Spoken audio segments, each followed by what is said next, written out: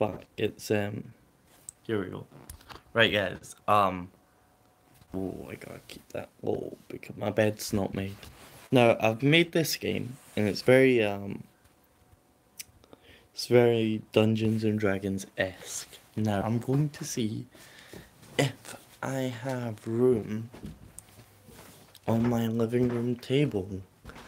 I can make room. There we go. I should have planned this ahead of time, but whatever. What you gonna do? Nothing, because you're a bitch. So, you know, you ain't gonna do shit. Let me just move all this shit. And I'll go get my sheet.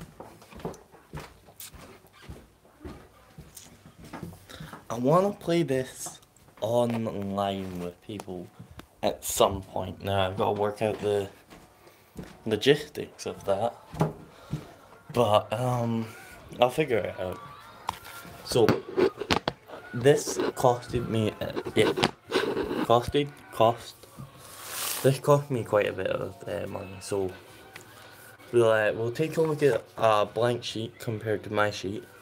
My sheet, I'm using my character as a plot device, which I don't know if people do that in normal D&D.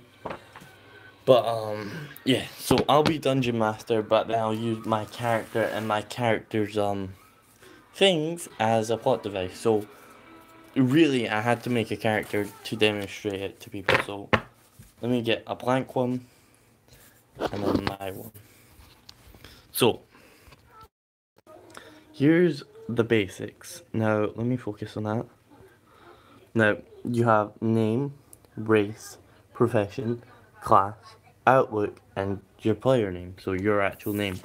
So this is your character name. Now, if you know D&D, you'll understand all this. Actually, you know what? Let me go and get my dice, because there's a few other things that may or may not make sense to you guys. Let me see if my portable charger has charge.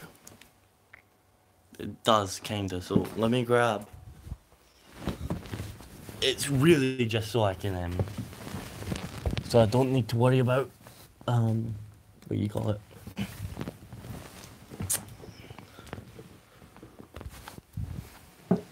What would you call it? My battery running out. Which I shouldn't need to worry about, but, you know, it might. Again, bear with me, guys. There we go. Boom. Hopefully that works. If not, oh well. Too bad, I guess. Right, so. Fuck the dice. I'm slow today. So, I'll guess I'll take 2 bags. Oh, sorry, I rotated my phone there. I think I grabbed 3 actually. Whatever. Doesn't matter. Means I can show off my dice. Now, this will all determine all of this, along with some random chance rolls. By the way, that's not dirt, that's like the staining off the table. So, for your character name, that doesn't really matter. You could call him Jim Bob if you really care. If you really want, I don't care. Race, most of you guys will be human. On this one, on my one, I'm an elf. Now that gave me a few bonuses, which I left the book with the bonuses written down, so we're just going to work with human, which is +2 to everything. Profession is, what do you work as? My character is a librarian. That also reflects what sort of things your character will be carrying, your outlook, not your outlook, your backstory, and your magical potential, which magical potential is made by your dungeon master. Now, the reason we have magical potential and not magic is because the game starts off without you being magic. You're in West London, and you're yeah. I better turn my TV off.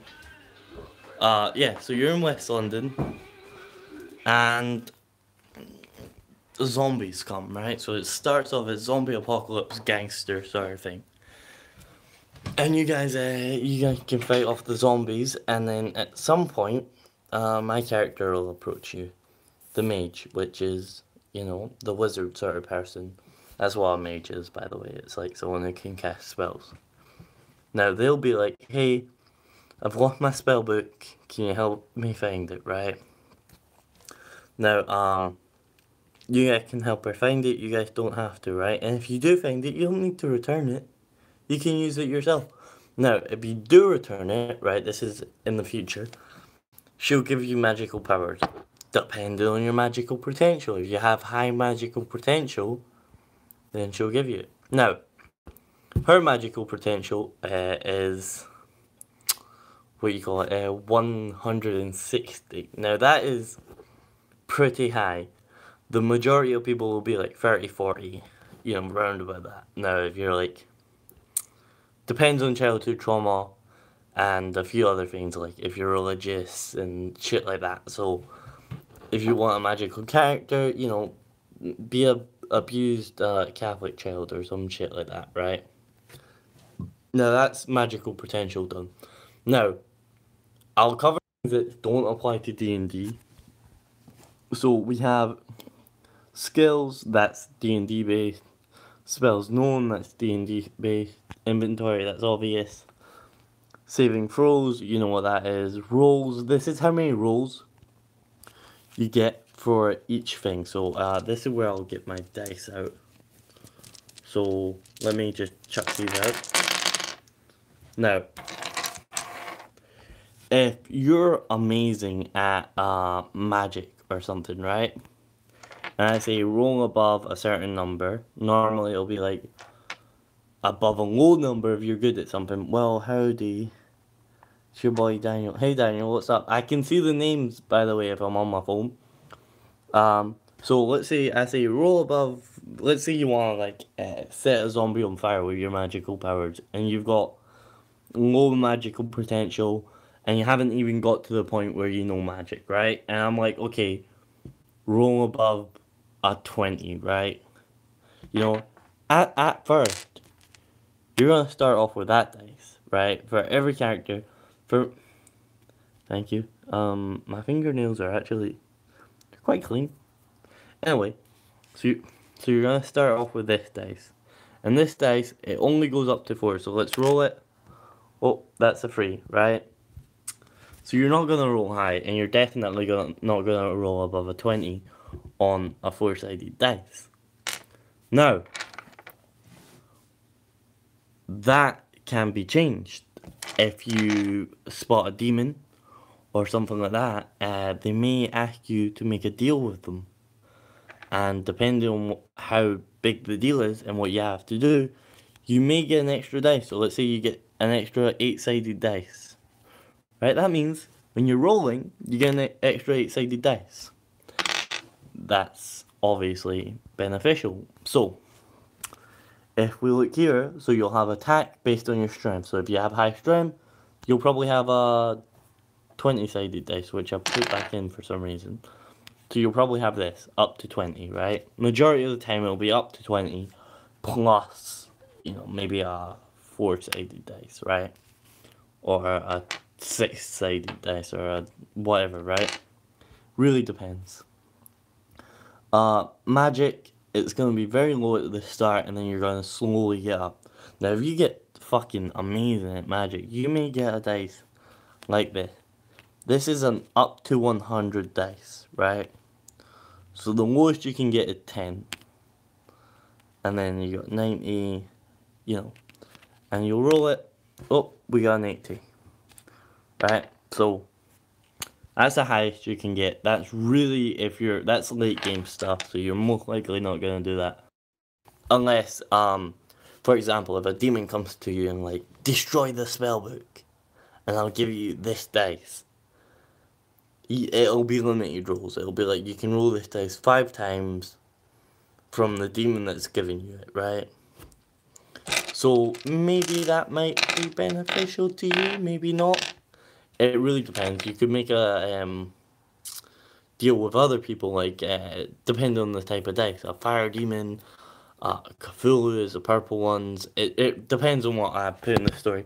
Now, depending on your character, that's what I'll kind of involve, right? If your character is a nurse or something, by the way, my phone's about to run out.